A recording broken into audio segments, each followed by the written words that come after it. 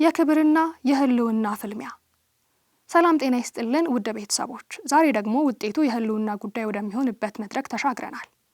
የኢትዮጵያ ፕሪሚየር ሊግ 35ኛ ሳምንት መርሃ ግብር ዛሬ ጅማሮን ያደርጋል። ነገር ግን ይህ ተራ ሳምንት አይደለም። ዛሬ ሜዳ ላይ የምናየው እግር ኳስ ብቻ ሳይሆን ለአንዳንዶች የክብር ለአንዳንዶች ደግሞ የሞት ሽረት ህልውና ፍልሚያ ነው። ሊጉ አሁን ያለበት ደረጃ እጅግ ያስፈራል። ቁጥሮቹን ተመልከቱ። ከሁለተኛ እስከ ስድስተኛ ባሉ ቡድኖች መካከል ያለው ልዩነት 5 ነጥብ ብቻ ነው። ከ9ኛ እስከ 19ኛ ባሉት መካከል ደግሞ ያለው ልዩነት 6 ነጥብ ብቻ ነው። ይህ ማለት የዛሬው አንድ ድል ወደ ሰማይ ሲያወጣ፣ አንድ ሽንፈት ደግሞ ወደ ገደል አፋፍ ይወረውራል። ልዩነቱን ለማጥበብ ወይስ ለማስፋት? የዛሬዎቹ 3 ጨዋታዎች መልስ ይሰጡናል። የዕለቱ የመክፈቻ ጨዋታ ቀን 7 ሰዓት በአዲስ አበባ ስታዲየም ይጀምራል።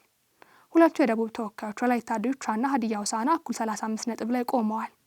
ይህ ጨዋታ ለሁለቱም የነጻነት አዋጅ ነው። የአሸናፊው ከተማ በደስታ ሲጨፍር፣ የተሸናፊው ግን ስጋት ውስጥ ይወድቃል። በሊጉ ለመሰንበት የትኛው ቡድን ያሸንፋል? አጓጊ ነው።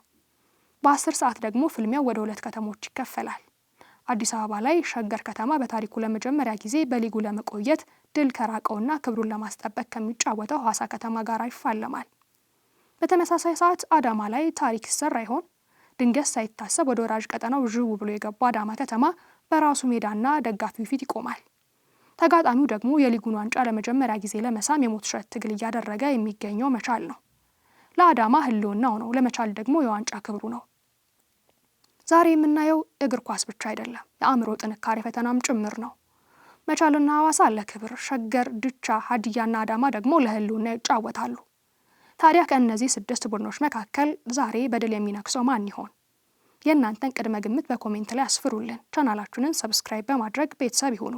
ዘገባው የመላኩ ወልደ ሰንበት ነው። አብራችሁን ስለነበራችሁ እናመሰግናለን። በያላችሁበት ቸር ቆዩልን።